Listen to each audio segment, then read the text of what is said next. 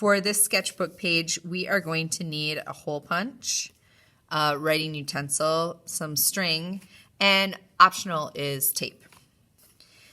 So to start out with, usually we title our sketchbook first, but I think for today we are going to add our holes so that we know where they are and we can avoid them when we're writing our page, when we're labeling our page.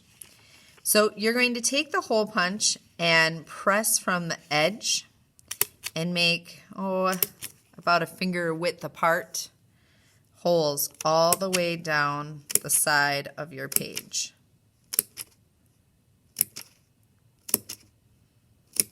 I'm trying to make a straight line here. And if they're not super evenly spaced, that's okay. Now it does create all these little circles. Please, we're going to try to get these circles into the garbage. So maybe collect them right away so that we can take and scoot them into our hands and put them into the garbage. Not only are we going to do one side like this, we're also going to do the bottom. So I'll do the same thing along the bottom.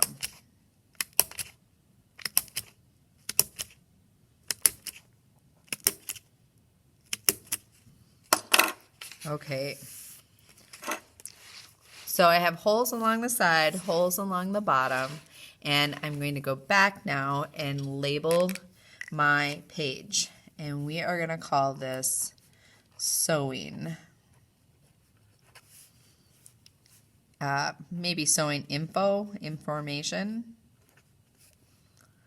And of course, put the date on there. The number of your page should have been already up at the top, but if it isn't, go ahead and put that on. And then if you can find a place for your name down at the bottom, you'll write it down there.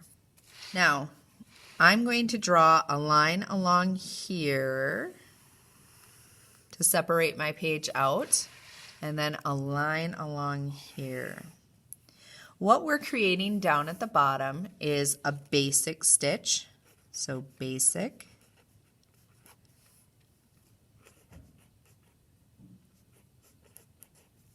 And then up along the side is going to be a whip stitch.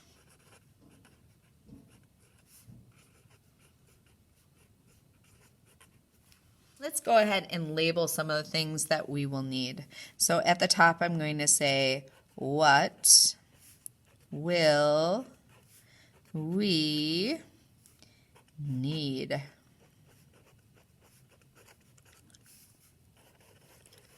Creating some kind of a separator. I'm putting a cloud around mine. Okay, this is the big question for this area. The first thing that we're going to need for sewing is we're going to need string.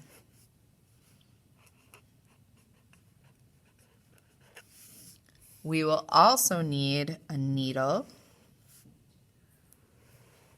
Let's see it. Pew.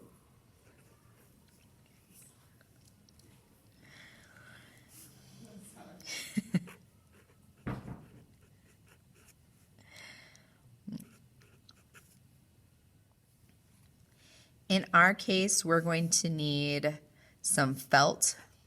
F-E-L-T. We need a large piece of felt, and we're also going to need some small pieces. These might be different colors.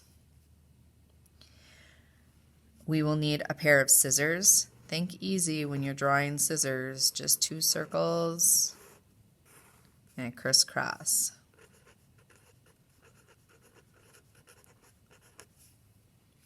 And the last thing that we're going to need is a pre-plan, and when it's sewing, usually we call that a pattern. So in this case, whatever your pattern is going to look like, I'm going to just draw kind of some imaginary pieces on here. We'll deal with the pattern part in just a little bit. So basically we're going to need string, some kind of string, needles, felt, scissors, and your pattern. All right, now we're going to get started on some of our stitches, and we'll get started with our whip stitch to begin with. Now, anytime that you have string, there's a good possibility that it will fray, which means come apart. So what I do is I typically just wrap this around my finger to make a circle, and then take that tail and put it through the circle, just to make a knot so that it doesn't fray a lot, or very far at least. And then I'm going to start using these holes to stitch. So what I'm doing is coming from the bottom with my knot and going through until I just have a little tail. Now, with this tail, I told you that the tape was optional. You could tape it down on the back. Or, in my case, I'm just going to gently tie a knot. So I'm taking the tail and tying it to the main string. And I'm not making my knot so tight that it rips my paper. I'm just making it nice and loose. If it's easier, go ahead and use some tape. Okay. Now I have my anchor or the start, and I'm going to do the whip stitch, which always means that I start from the bottom and come all the way up to the top. Start from the bottom and come up to the top. Again, I'm being pretty gentle with this because it is on paper and I don't want it to rip. So I'm coming from the bottom every single time. That knot is helping it so that it is not fraying. And you can see it kind of wrapping around the paper. That's why we call it a whip stitch. It's whipping around the paper or the fabric. So from the bottom up, from the bottom up.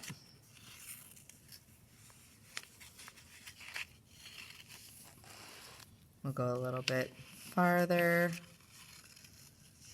And a little bit more. I have one more. Two things can happen here. Again, you can use that tape, or with this little loop that you already have, take the tail, put it up through the loop, gently pulling, and maybe doing it one more time. So what I'm doing now is I'm going in underneath this little part, gentle, gentle. And that creates my circle that I can put the tail through.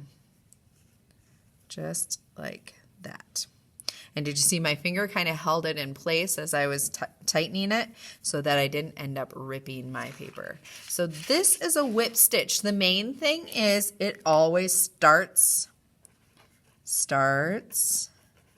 from bottom. So it's always starting from the bottom. We'll start this one out the same. So again, just kind of going in here, making a slight knot or using some tape to anchor it down. And then a basic stitch is going to, ooh, I haven't tied a knot here. It's going to fray. I'm going to tie that knot. A basic stitch means that you're going every other. So you're starting on the top, going down. Pull, pull, pull, pull, pull your string all the way through. Then you start from the bottom and go up. Maybe. Here we go. Start from the bottom and go up. Pull, pull, pull, pull, pull until all that string is straight. From the top, down, pull. From the bottom, up, pull, top, down, pull.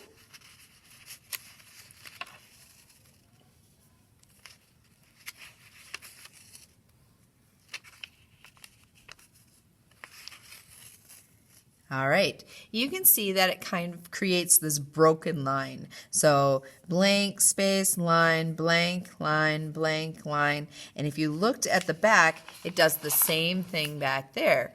Line, blank, line, blank. At the end, go ahead and tape it or tie it off.